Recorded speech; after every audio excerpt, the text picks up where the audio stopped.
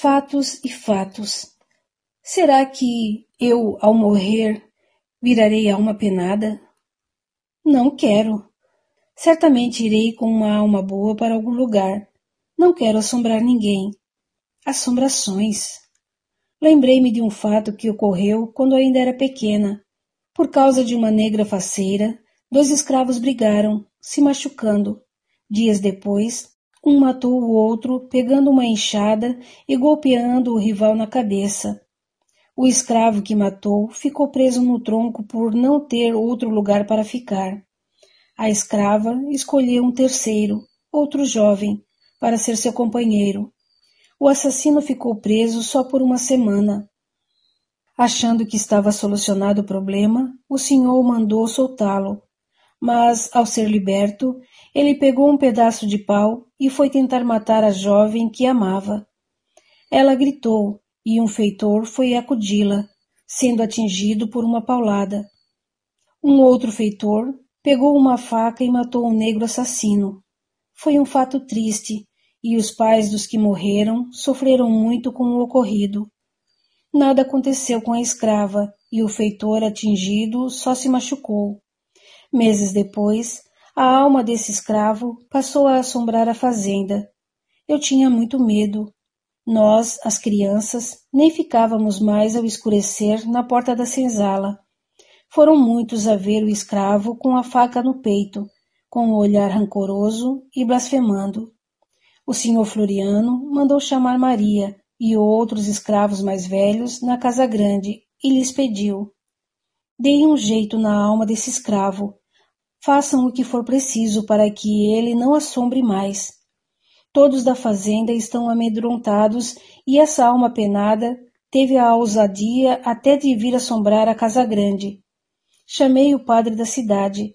Ele veio benzer, orou, mas já no outro dia a assombração estava aqui novamente. Bem, falou Maria, é que não se manda em espírito como se manda em nós. Não sabemos o que fazer. Ele era escravo como vocês, e devem se entender. Minha esposa está com medo e não quer ficar aqui. Façam o que for preciso, exigiu o senhor. Joaquim aventurou-se a falar. Senhor Floriano, tenho um irmão que mora na senzala Santa Helena. Ele sabe fazer esse trabalho. Ele e alguns amigos conversam com os mortos e creio que eles poderão falar com essa assombração e orientá-la para que não assombre mais. Você deve ir lá hoje mesmo com o capataz. Vou escrever ao meu compadre, o dono da fazenda Santa Helena, para deixar que seu irmão e amigos venham aqui nos ajudar, disse o senhor. E assim foi feito. Logo à tarde estavam os visitantes, o irmão de Joaquim e 2 mulheres já idosas, hospedados na nossa senzala. Ficaram conversando, trocando ideias, até a tarde da noite. As crianças foram afastadas para que não escutassem. No outro dia, o trio saiu a andar por toda a fazenda, orando e queimando ervas. Foram até a casa grande. À tardinha, se reuniram no pátio, em frente à senzala. Fizeram um círculo, riscaram o chão, cantaram. Todos nós, inclusive as crianças, ficamos vendo. Quando escureceu, eles pediram para quem tivesse medo entrar na senzala. Só algumas mulheres o fizeram, e nós, as crianças, fomos obrigadas a entrar. Mas nós tínhamos nossos truques para fazer o que nos convinha. O medo era grande, mas a curiosidade era maior. Ficamos a espiar pela fresta do portão, interessados em ouvir e ver o que se passava no pátio. Meu Deus! Exclamou um menino de 8 anos. Estou vendo o negro assassino. Valei-me, Nossa Senhora! Ele está sendo obrigado a vir. Tem 2 espíritos pegando-o pelo braço. Não vejo nada, disse um outro menino, mas acredito em você.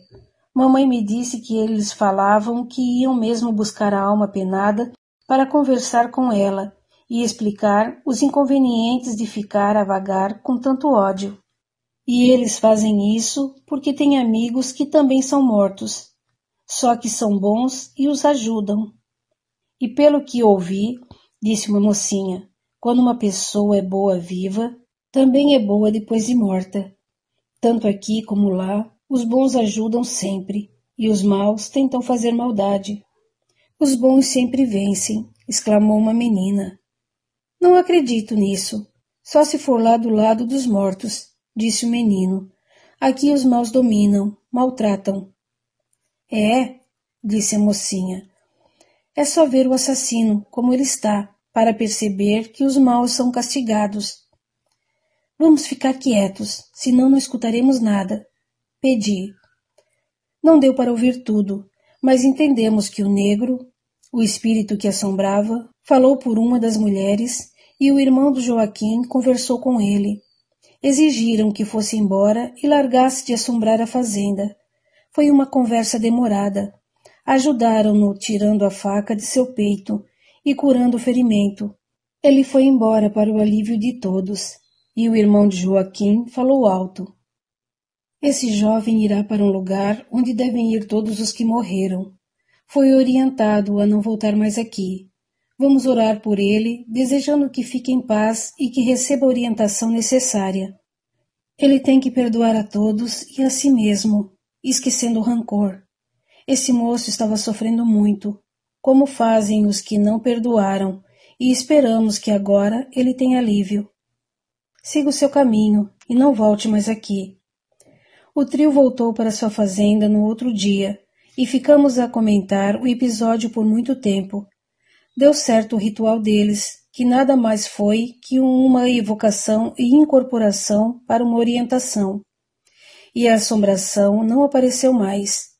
Contavam-se na senzala muitos casos de assombração. A maioria tinha medo, e eu sempre temi alma de outro mundo, mas sempre gostava de ouvir. Quem se suicida são os que sofrem mais após a morte do corpo, comentou Joaquim, embora creia que cada caso seja visto por Deus de forma diferente, justa. Lembro-me bem de um fato ocorrido quando eu era criança. Suicidaram-se em curto espaço, aqui na fazenda, um negro, um capataz e sua mulher. Uma negra velha, muito bondosa, pediu a todos nós que fizéssemos orações e pensássemos com firmeza em não se suicidar. Ela dizia que vibrações de suicídio estavam sobre a fazenda e que aquele que se ligasse a essa energia teria vontade de se suicidar. Recomendou também que falássemos com ela se tivéssemos vontade de morrer, pois não é que foram muitos os que pensaram em se suicidar? Até a sinhazinha, a irmã do senhor Floriano, que era menino naquela época. O senhor Silva mandou-a para a casa de sua irmã passar uns tempos, e foi então que ela conheceu o marido, e por lá ficou. E os suicidas? Os 3 que se mataram, como ficaram? Assombraram a fazenda? Indagaram. Pelo menos ninguém os viu, mas falaram que eles sofreram porque não se pode matar um corpo que Deus nos deu para viver aqui na terra. Ao sofrer, deve-se ter paciência. Tudo passa, e sempre se tem momentos felizes, respondeu Joaquim. Joaquim, sempre que possível, nos falava sobre o suicídio, que ninguém deveria fazê-lo porque não se foge dos problemas arrumando outros piores. E acho que não falou em vão. Enquanto vivi na fazenda, ninguém se suicidou. Algumas vezes se desejou a morte, mas nunca a ponto de pensar em acabar com a vida, porque acreditávamos que a vida não acaba e que continua com a morte do corpo. E suicidar-se não resolve nada. Os problemas continuam os mesmos, e ao saber que se continua vivo, surgem outras dificuldades, e o remorso vem quase sempre forte. E sabendo que existe a reencarnação, é que não devemos mesmo pensar em tirar nossa vida física, e nem a de ninguém, porque a reação para essa insensata ação é sempre dolorosa, embora se tenha sempre o socorro e a ajuda de outros, irmãos auxiliando irmãos. A colheita é de quem plantou. Um dia, conversando sobre assombração, José comentou: por que alma do outro mundo? Será que ao morrer passamos a ser do outro mundo? De outro lugar? Penso que todos os que morrem devem ir para um lugar nesse mundo mesmo, e os que não vão e por algum motivo ficam aqui conosco, podem ser vistos e assombram aqueles que os veem. Por que será que uns vão para esses lugares e outros não? Indagou uma negra. José respondeu, após pensar uns instantes.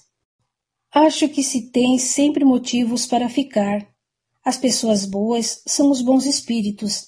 Esses não assombram, continuam sendo úteis. Há aqueles que foram bons, só que, apegados às suas posses, não querem abandonar o que julgam ser deles.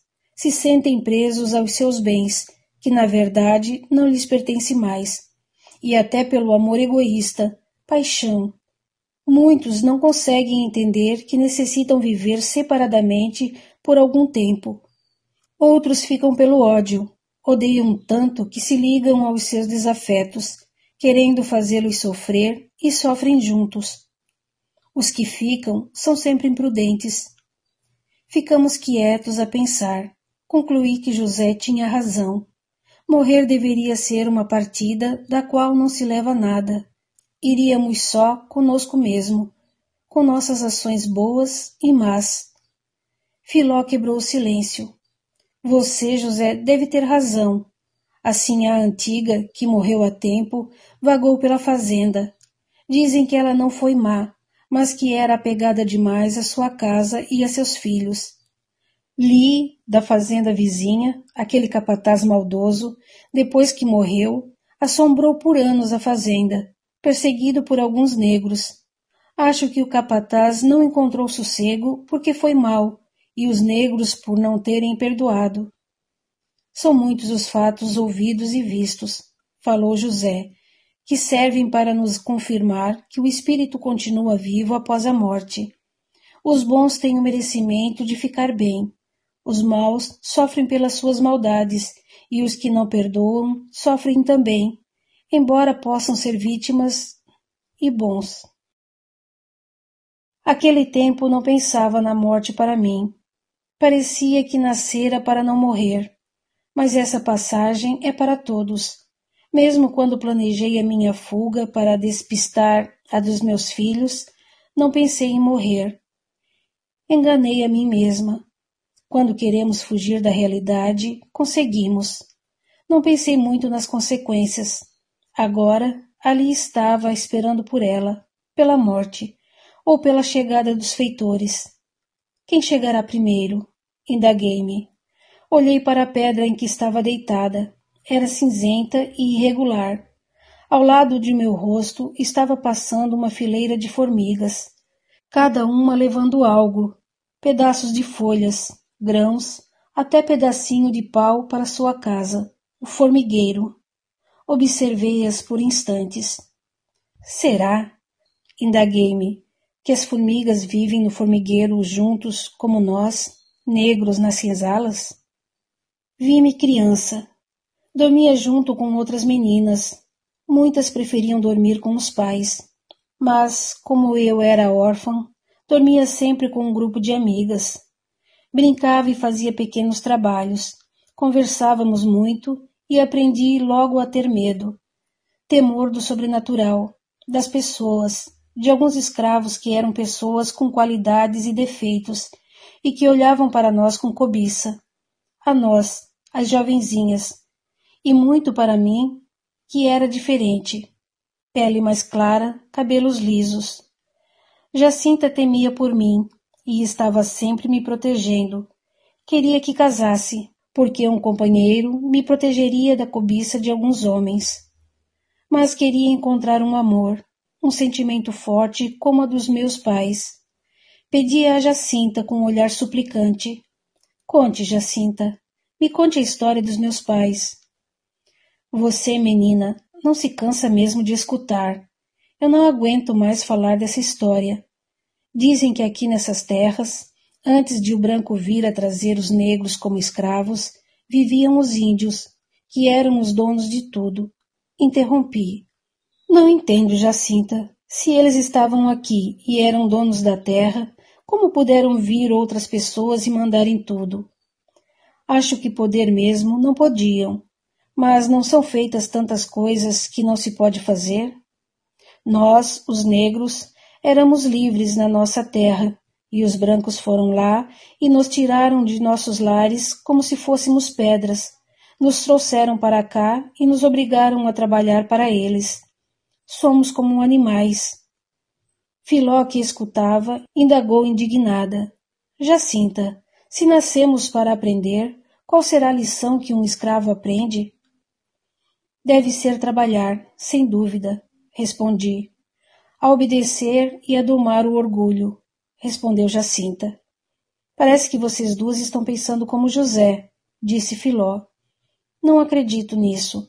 Não creio que aprendemos aqui na terra. Acho Deus injusto. Se fosse justo, ele não seria Deus só dos brancos, ou não faria negros. Filó, falou Jacinta, os negros sofrem, mas os brancos também. Ficam como nós, doentes, sentem a morte de entes queridos. Há brancos pobres. Não venha defender esse Deus em que você crê, exclamou Filó, como se ele precisasse de minha defesa. Se o que José fala estiver certo, Deus é justo. Talvez sejamos nós que diferenciamos, que fazemos por merecer a vida que temos. Não sei se José está certo, mas aprendemos quando queremos, e eu aprendi muito aqui na fazenda. Filó riu de gargalhar. Não ria de Jacinta, defendia. Ora, cabocla, não estou rindo dela, mas do que ela disse. Aprender algo aqui? O quê? Na senzala? Sim, aqui na fazenda, na senzala, respondeu Jacinta. Hoje não sou orgulhosa, tenho fé, amo a vida, sou obediente e gosto de trabalhar. Jacinta, pedi, fale de meus pais. Minha mãe de criação, querendo pôr fim na discussão, me atendeu. Limão era branco, de sorriso bonito, era um ótimo empregado. Sua mãe vivia com sua tribo nessas passagens, na floresta. Conheceram-se, mas não falavam a mesma língua. Comunicavam-se por sinais, e um foi aprendendo a linguagem do outro. A tribo de sua mãe, que era composta de poucos índios, porque com uma doença trazida pelos brancos, muitos morreram, não gostou do namoro de sua mãe. Japira, sua genitora, era muito bonita e geniosa, e resolveu fugir com seu pai. Os índios resolveram ir para outro local, se reunir com outra tribo. Seus pais viveram felizes o tempo que ficaram juntos. Moravam numa pequena casa aqui na fazenda. Sua mãe ficou grávida e você nasceu. Mas infelizmente ela morreu. Seu pai desesperou-se e o senhor me pediu para criá-la. Tinha dado à luz um de meus filhos e tinha leite para ambos, e assim a criei. Seu pai, após o falecimento de sua mãe, tornou-se triste. Ninguém ouviu mais sorrir, mas vinha todos os dias ver você. Aí teve o acidente e ele morreu. Jacinta calou-se, e Filó, que escutava, comentou. Filha de branco com índio, criada na senzala e escrava. Quis dizer que não era escrava, mas estava cansada de fazê-lo sem resultado. E após escutar a história de meus pais, ficava sonhando com eles. Imaginava-os belos e carinhosos comigo. Na senzala, repartíamos o ambiente com folhas trançadas ou tábuas. Eram como biombos que dividiam alguns espaços para as famílias. Todos dormiam no chão, mulheres e meninas de um lado, homens e garotos de outro. Fazíamos esteiras de palha. Às vezes colocávamos penas, que serviam de colchões. Quando se ajuntavam, casavam, iam dormir numa parte bem fechada, um quadrado num canto por dias, depois nos quadrados das famílias.